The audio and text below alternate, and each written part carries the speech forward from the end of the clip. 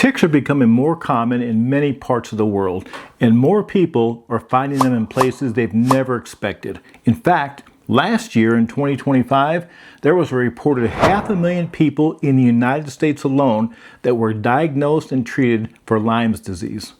And they say it's going to be worse this year. But I want to start with something important. This isn't a video about being afraid to go outside. The outdoors is one of the best parts of life. Whether you're enjoying gardening, hiking, fishing, working around your property, or simply sitting on the porch enjoying a summer evening, I don't believe the answer is staying inside. The answer is understanding the risks and knowing how to protect yourself. And that's what this video is about. A lot of what people believe about ticks simply isn't true. So let's separate the myths from the facts and talk about what actually works. We're going to cover many important topics so you can get a good understanding of how to protect yourself. So let's get started.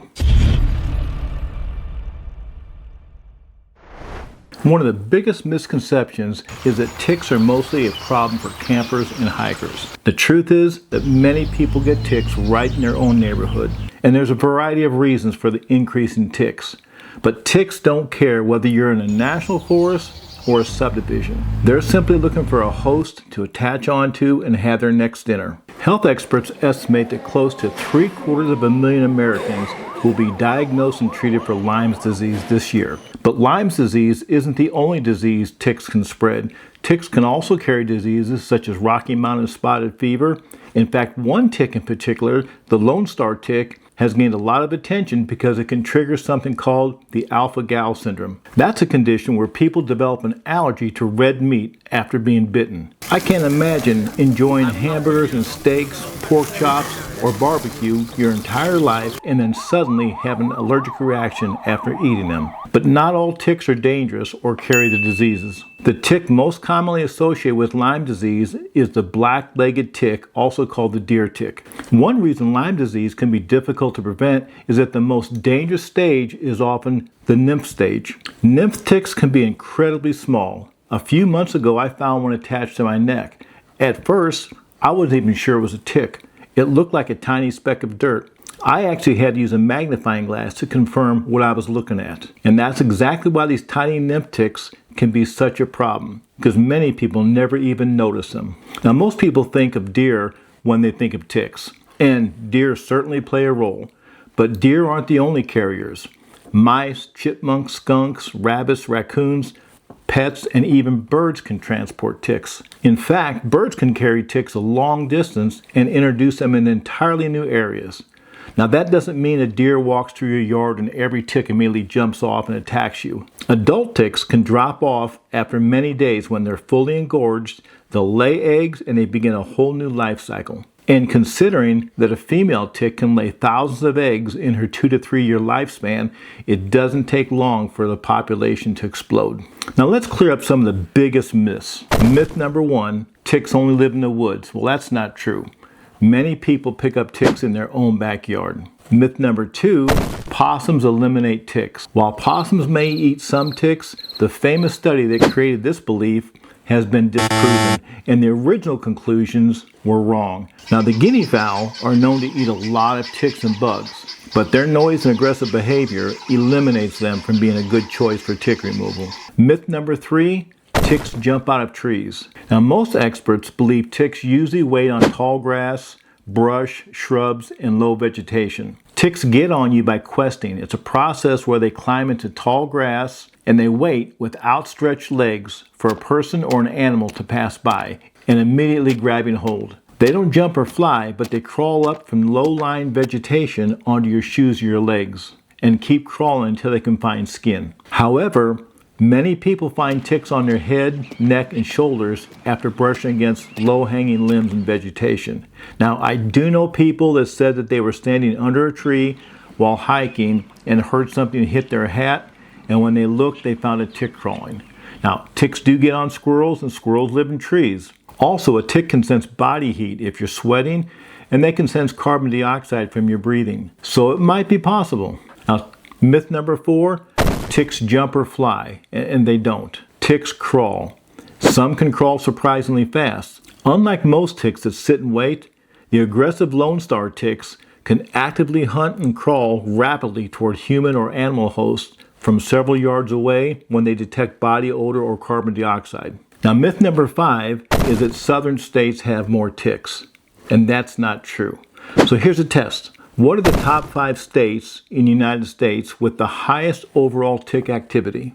Are you ready? California leads in total tick problems and tick control services, followed by Florida, Texas, Pennsylvania, and New York. The highest rate of tick-borne diseases is Pennsylvania, New York, Massachusetts, New Jersey, and Connecticut. They report the highest total number of Lyme disease cases nationwide. Only Hawaii and Alaska tie for having the fewest ticks in the United States. For me, protection starts with clothing. Now, I wear light colored clothing whenever possible because it makes ticks easier to spot. I also wear rubber boots that extend above my calves and they fit snugly enough that ticks can't crawl inside. I treat my boots, socks, pants, hat, and all the outer clothing with permethrin. Now, permethrin is different from products like deet or picaridin. Deet and picaridin are repellents. Permethrin actually kills ticks. It's a synthetic version of compounds originally found in chrysanthemum flowers. When a tick crawls across properly treated clothing, permethrin attacks its nervous system and quickly kills it. We also spray our yard with insect killer. And we do that starting at the house, moving all the way out to the furthest edge to keep away anything, including up in the leaves or any branches that we can reach with the sprayer. For clothing treatments to be effective, the fabric needs to be thoroughly treated according to the product label and then allowed to dry completely before use. You never put it on your skin. Now, you can use deet or picaridin on your skin, but they're still chemicals and they still have warnings. Permethrin is considered safe for humans and dogs once it's dry. However, it's extremely toxic to cats while it's wet.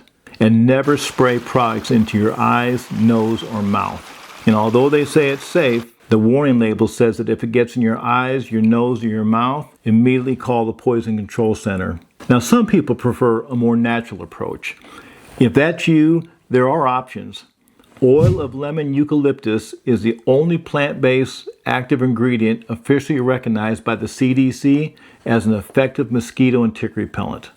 But other natural options include citronella, lemongrass, rosemary, peppermint, cedar-based products. A lot of people use Vicks Vapor Rub because they say the smell keeps ticks and chiggers and mosquitoes away. Another good thing to keep close by is a lint roller.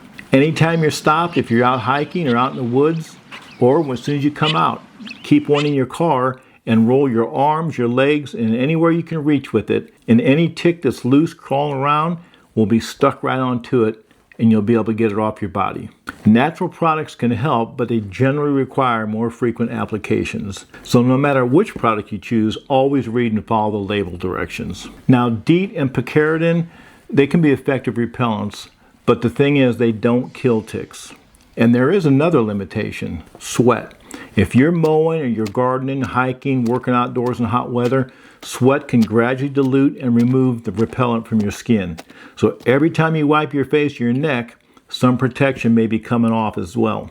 Now, you can make your property less attractive to ticks.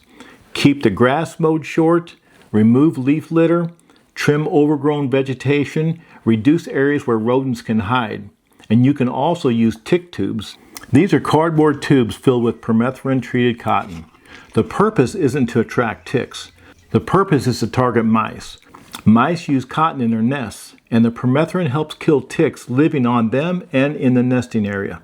And you can buy them or just easily make them by spraying cotton balls with permethrin, stuff them in a toilet paper or paper towel cardboard roll, and put them out.